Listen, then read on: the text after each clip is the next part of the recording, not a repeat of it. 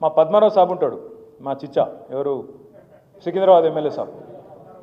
ఇక హైదరాబాద్లో ఎట్లుంటారో మీకు తెలుసుగా. ఇదివరకు వరంగల్ మీటింగ్ అయింది, మేమందరం మీటింగ్ పోయి వాపస్ వస్తున్నాం. మాకు జనగామ కాడ పద్మారావు సాబ్ పక్కన ఛాయ్ తాగుతుండు. మాకంటే ముందు ఎట్లా వచ్చిండ బాయి అని ఆపుతాం. ఏం సంగతి చిచ్చా గీడేం చేస్తున్నావే అంటే నేను ఇకపోయిన ట్రాఫిక్లో ఆడుకు రానేరలేదు నేను అనవాడు. నేనంటే చిచ్చా నువ్వు మంచిగున్నావే, నువ్వు ఎల్లుడు ఆలస్యంగా వెళ్తావు, మళ్ళీ వచ్చి మధ్యలో ఇరుక్కపోయినా మళ్ళీ ఎటకారం నిష్ఠూరం ఎందుకే నాకు అర్థం కాదంటే ఏం చేయమంటావు రా మరి నేను ఏం చేయాలి అంటుండు. మళ్ళీ మీరందరూ కూడా అసంటోళ్ళే మంచిగా కండువ దులిపి మీరు స్నానం చేసి పౌడర్ వేసుకొని మంచిగా దూకొని మంచిగా మెల్లగెళ్తామంటే కుదరదు. ఆడికి ఆ రోజు వరంగల్కు 30-40 వేల బండ్లు వస్తాయి. మరి 30-40 వేల బండ్ల ట్రాఫిక్ జామ్ కాదా? బరాబర్ అవుతుంది. మరి ఇరుకద్దు అనుకుంటే ఏం చేయాలి? ముందు వెళ్ళాలి.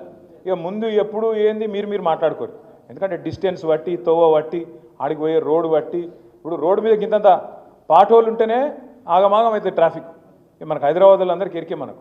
కాబట్టి నా ప్రార్థన ఏంటంటే టైంకి వెళ్ళుండ్రి. పొద్దున ఊళ్ళలో జెండా ఎగిరేయండి, బస్తీలో జెండా ఎగిరేయండి. ఎక్కడికక్కడ ఏప్రిల్ 27 నాడు పొద్దున టిఫిన్ తినంగానే మొదలు జెండాలు ఎగిరేసి ఎక్కడికక్కడ జెండాలు గుంజి గట్టిగా అందరు జై తెలంగాణ అనుకొని బస్సు ఎక్కాలి. బస్సు ఎక్కి ఎంత తొందరగా మీరు వరంగల్ చేరుకుంటే మీరు మీటింగ్కి వస్తారు.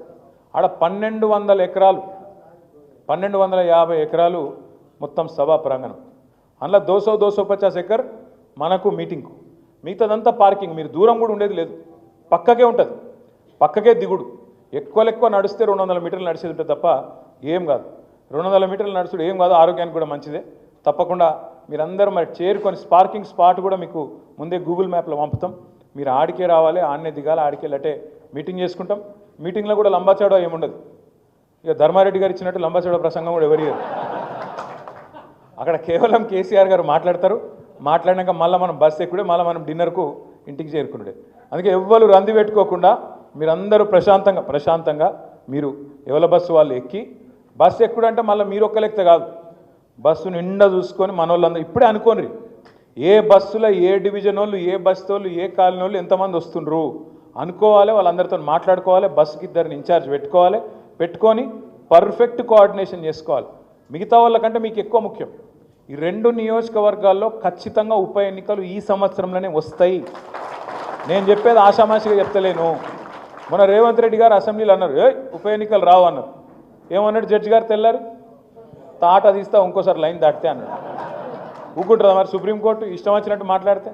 నీళ్ళు కూడా అంటే మన మీద ఏదో ఉర్రొచ్చు, రోజు సబితక్క మీద ఉర్రొచ్చు, నా మీద ఉర్రొచ్చు అసెంబ్లీలో. ఇక సుప్రీంకోర్టు మీద కూడా ఉడతామంటే ఇట్లా అల్లుకోరు కదా.